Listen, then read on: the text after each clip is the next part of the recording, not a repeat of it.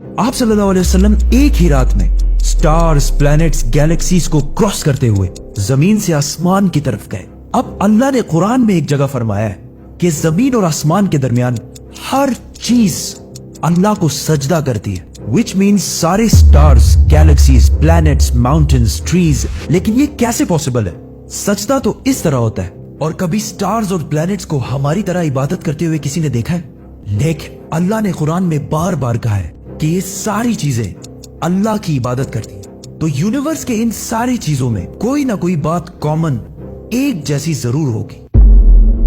आज से बहुत साल पहले पूरी दुनिया का ये ख्याल था कि जमीन, अर्थ ही दुनिया का सेंटर है और जमीन तो साकिन है बेटा, जमीन रोटेट करती ही नहीं है, जमीन गर्दिश नहीं करती। लेकिन आज से 400 साल पहले गैलीलियो, जो एक इटालियन साइंटिस्ट थे, उसने दो लेंसेज को अलाइन करके रखा तो उसे पता चला कि ऐसे करने से दूर की चीजों को करीब से देखा जा सकता है। छोटे लेवल पर टेलीस्कोप्स दुनिया में पहले भी मौजूद थे, लेकिन इन्हें सिर्फ फौजी और समंदरी सफरों में यूज किया जाता था। लेकिन गैलीलियो ने इसी टेलीस्कोप को इम्प्रूव करके इंसानों की तारीख में पहली दफा इसका रुख आसमान की तरफ किया, जिससे उसने दुनिया से पहली बार सूरज और चांद को बिल्कुल करीब से देखा। और गैलीलियो ने इन सारों की मूवमेंट को ऑब्जर्व करना शुरू किया। 1300 दुनियाओं को अगर मिला लिया जाए, इससे एक जुपिटर बनता है। गैलीलियो ने देखा कि ये भी बाकी प्लैनेट्स की तरह गोल है, लेकिन जुपिटर के ऊपर जो लाइट है वो महीने के डिफरेंट दिनों में बिल्कुल बदल रही है। और उसने देखा कि वीनस और सैटर्न का भी यही हाल है। अब ये सब कुछ तभी पॉसिबल था कि अगर ये सारी चीजें सूरज के गिर्द घूम रही हो, दुनिया के नहीं। गैलीलियो ने ये बातें पूरी दुनिया को बताई कि यूनिवर्स का सेंटर दुनिया नहीं बल्कि सूरज है। लेकिन इस बात को सुनकर यूरोप के सारे चर्चेस उसके दुश्मन बन गए, क्योंकि उस जमाने के पोप का ये ख्याल था कि जमीन ही यूनिवर्स का सेंटर है। और सिर्फ पोप का नहीं, पूरी दुनिया का ये ख्याल था। जमीन तो साकिन है, जिसकी वजह से गैलीलियो को चर्च से ये सजा मिली कि वो हमेशा के लिए घर में बंद कर दिया जाएगा। लेकिन गैलीलियो ने अपना काम जारी रखा और उसकी इन रिसर्चेस को बाद में पूरी दुनिया ने माना। इवन पोप ने भी गैलीलियो के मरने के 350 साल बाद पूरी दुनिया के सामने उससे माफी मांगी और कहा कि हम गलत थे और आप सही थे। आहिस्ता आहिस्ता हमें पता चला कि जमीन यूनिवर्स का सेंटर नहीं है, बल्कि ये सूरज के गिर्द घूमती है। और सूरज भी कोई इतनी बड़ी चीज नहीं है, बल्कि सूरज तो इसके जैसे अरबों खरबों स्टार्स की तरह मिल्की वे गैलेक्सी का एक छोटा सा हिस्सा है। और ये मिल्की वे गैलेक्सी अरबों स्टार्स से बनी हुई है और ये सारे बिलियंस ऑफ स्टार्स एक ही सर्कल में घूम रहे हैं। हम तो सूरज के गिर्द घूम रहे हैं, तो सूरज जैसे अरबों खरबों स्टार्स मिलकर किसके गिर्द घूम रहे हैं? Super massive black hole. Have a supermassive black hole at their center.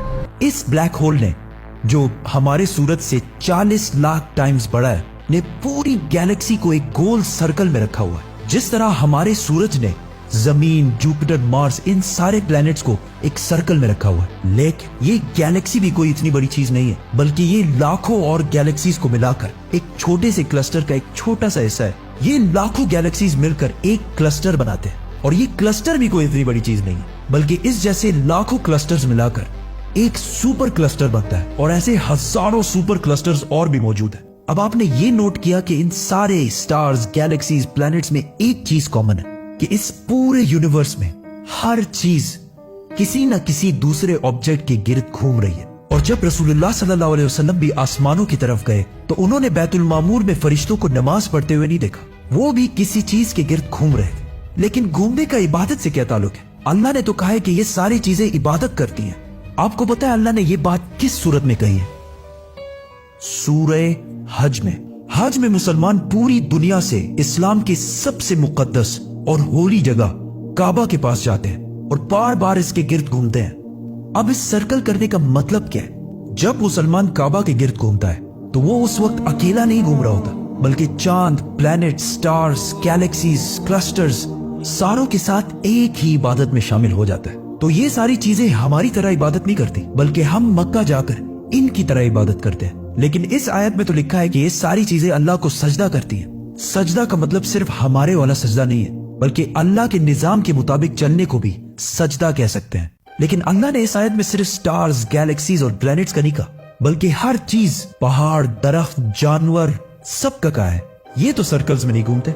आज से हजारों साल पहले एंशियंट ग्रीस में ये कॉन्सेप्ट बना कि कायनात की हर चीज एक बहुत ही छोटे पार्टिकल एटम से बनी हुई है, जिसको फिर 2000 साल तक पूरी दुनिया भूल गई। लेकिन आज से 200 साल पहले इस कॉन्सेप्ट पर रिसर्च दोबारा शुरू हुई और साइंसदानों की रिसर्च से पता चला कि एटम सबसे छोटा पार्टिकल नहीं है, बल्कि इसके अंदर और भी पार्टिकल्स हैं, जैसे प्रोटॉन्स, न्यूट्रॉन्स, इलेक्ट्रॉन्स।